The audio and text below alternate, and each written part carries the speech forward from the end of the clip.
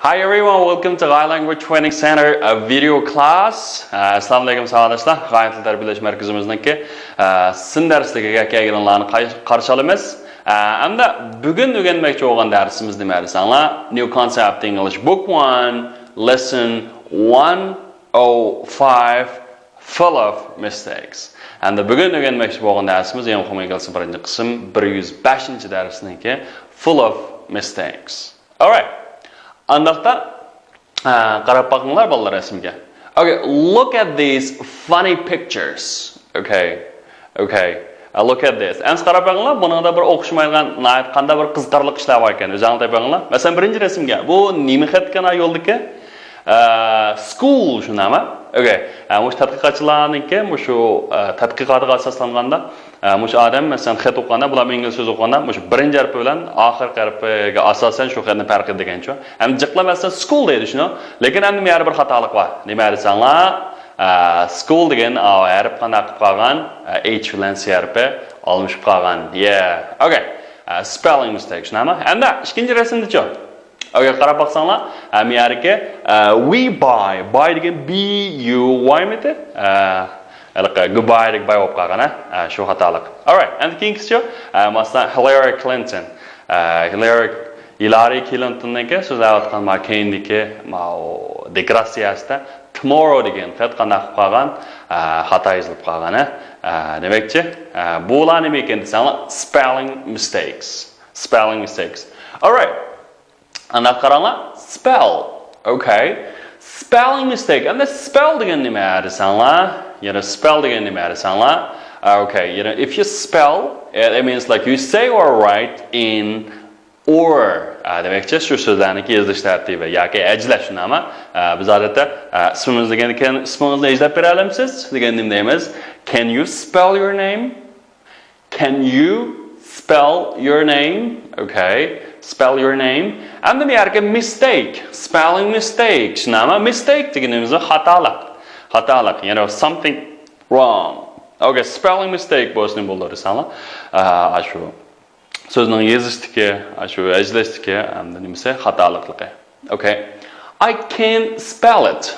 Okay, endi men I can't spell it degan nima desanlar, men uni qanday qila olmayman? Shu tartibini yoza olmayman yoki izlayolmayman shunaqa. How do you spell English? Okay, is there anybody can spell English? Biz ingliz tilini izlab olganimizmi savolashda? Okay. All right, amsa qarab qarag'an bo'lsak, can you spell this name? Siz bu ismni qanday qila olamsiz? Ajlab bera olamsiz? Okay. Amsa keyingisi qarab qarag'an bo'lsak, savolashlar, it is not my mistakes. Endi u bo'lsa nima? Mening nima emas, xatoliqim emas. Okay, my mistake, mening xatoliqim, shunami? He always makes mistake. And the mistake de xatolik. Endi buningki turaqliq shakli nima? Make mistakes. Xatolik o'tkazmak. Shunami? U doim qanday qildi? Xatolik o'tkazadi. Okay. And there are a lot of mistakes here. Bu yerda nurg'un nimalar bor, xatoliklar bor, shunami? Why do you often make mistakes? Bu sen nima doim qanday qilsa xatolik o'tkazsa? Okay. And keyingisi qarab baqsaq, intelligent. Okay. Intelligent. O qanday qilib intelligent. All right. And the intelligent degan nima? To learn and understand things quickly. Bir narsani o'rganish hamda tushunishni intayin tez tushunadigan, tez o'rganadigan odam bo'lsin. Bu emas intelligent. Masalan, the boy is intelligent. Bu o'g'il bola bo'lsa qanday intayin aqlliq. Okay. Undaqda bu intelligentniki ma'noda so'zlardan nima desanglar? Clever. Okay, smart or bright. Demakchi, ma'lum bir odamni sifatlamoqchi bo'lsanglar, sizlar clever, smart, bright deb shu yoki intelligent deb ishlasanglar bo'ldi. Demak, intelligent to learn and understand things quickly. Good job. And so let's qaranglar.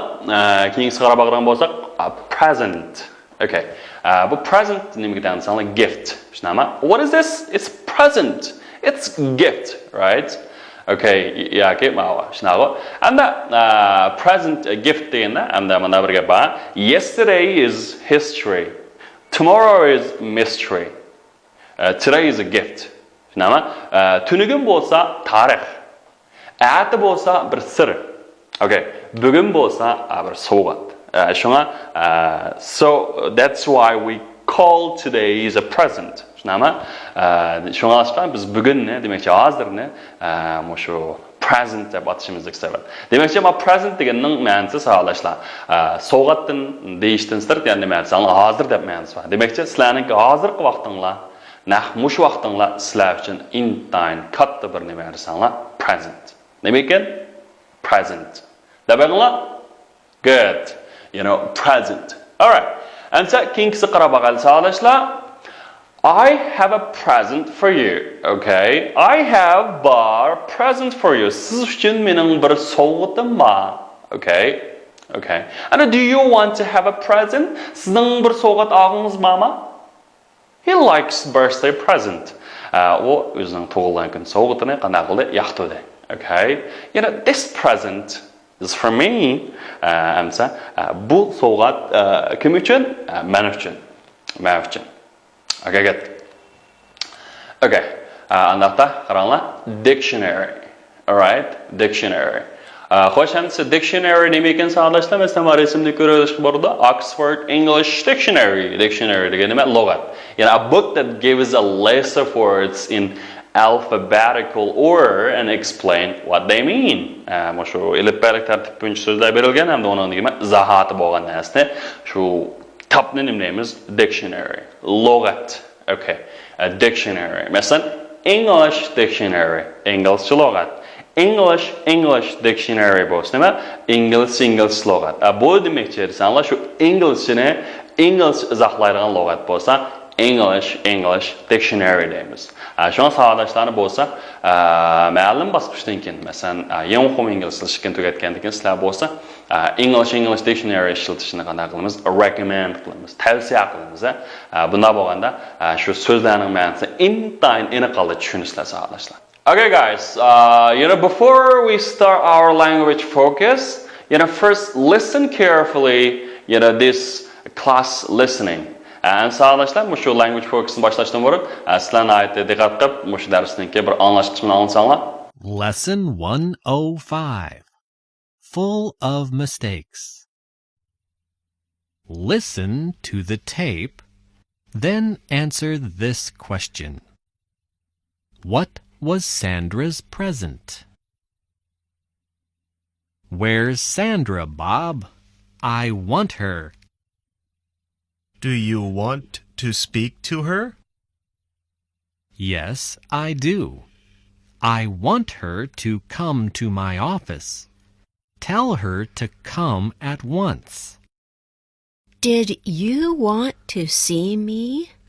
Ah, yes, Sandra. How do you spell intelligent? Can you tell me? INTELLIGENT.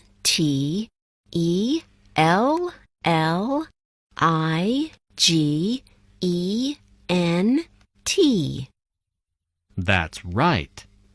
You've typed it with only one L. This letter's full of mistakes. I want you to type it again. Yes, I'll do that. I'm sorry about that. And here's a little present for you. What is it? It's a dictionary. I hope it'll help you. All right. Have you finished? Good. So let's start from language focus. As qaranglar, bugungi tekstimiz ichida intayin muhim nuqtalarni bir o'rganib o'tsak. And this letter is full of mistake. And the America full of. Qaranglar, masalan, this box is full of eggs. Okay? Masalan, this book is full of pictures. Okay, and bir şey qaranglar. Full of degan nima desanlar, ma'lum narsa bilan liq to'lgan yoki ma'lum narsaga liq qanday qilingan, qachilangan degan. Masalan, this box is full of eggs. Bu ishga liq tuxumlar qachilangan. Anaqda this box is full of pictures. Bu kitob liq rasm bilan to'lgan demakchi, rasmjiq demakchi, nima? Okay, and this letter is full of mistakes. Bu xatolik bilan to'shibdi degan gap bo'ldi. Nima? Be full of. Endi nima of degani talaffuz qilganda diqqat qilinglar. Endi bu yerga of talaffuz qilganda of oxiri v bilan telaffuz qilganda of yoki hargiz of emas, full of. Debanglar, full of. Yaxshi. Amsa keyingisi alright guys, next one is want to do something. Okay, want to do something. And the want to do something degani nima desanglar, ma'lum bir ish qilishni qanday qilish xohlash. Masalan, do you want to speak to her? Speak to her, uningga qanday qilish, gap qilmoq yoki shuning bilan paranglashmoq, ko'rishmoq shunaqa. Siz uning bilan ko'rishay deganmi? Okay, did you want to see me? Siz men bilan ko'rishmoqchimidingiz? Ko'rishmoqchi edingizmi? Okay, now I want to go to bookshop. Mening nima ish qilg'im bor? Kitobxonaga, kitob do'koniga borg'im bor. I want to. Shunami? I want to travel around the world. Okay, nima? Meningki dunyoni kezib, dunyoni aylanib sayohat qilg'im bor. I want to do something demoqchi, menda qilg'im bor, shuni qilishni xohlamoq degan gap bo'lsa, adashlar. Okay, endi qaranglar. Want somebody to do something. Anda ma'lum bir kishini menda qilib berishni xohlash, umid qilish yoki shunda qiyisgan deyish. Masalan, I want her, men uni qiyisgan deyman, nemish qiyisgan deyman? To come. Qiyisgan deyman. Naga? To my office. Sağlash diqqat qilishga bo'ldi. Miyarki to. Birga ismlarning o'rniga kelganda yo'linishni bildirdi. Masalan, g'aqaga, ishxonaga, uyga, maktabga. Endi fe'llarning oldiga kelsa, verb. Fe'llarning oldiga kelsa maqsadni ifodalaydi. Bu ya'ni nima? Men uni mundaq qilgan nemishqa, nima maqsadda? Shu kelishga. Demakki, men uni ishxonamga kelgan deyman. Demakki, men to come, kelish maqsadni ifodalaydi. All right. And I want you to type it again. Sizni qanday qilgan deyman? Qayta bosgan deyman. Okay, I want work and hard work degan aynan tirishib o'qish, ham tirishish. Demakchi, mening ota-onam, my parents, mening ota-onam meni tirishgan deydi. Tushunami? Tirishimni xohlaydi. Okay. All right. Andaqda qarab qo'yinglar bolalar. Tell somebody to do something and ask somebody to do something. Tell somebody to do something degan ma'lum bir odamga ma'lum bir ishni deyish. And ask somebody to do something degan nima? Ask somebody ma'lum bir birisidan ma'lum bir ish qilib berishni qanday qilish, talab qilish degan gap. And me ask to do bo'lsa, shu talab qilmoq bo'ldi sadoshlar. Masalan, he told me to put on my hat. Okay, u menga dedi, nima dedi? To put on my hat.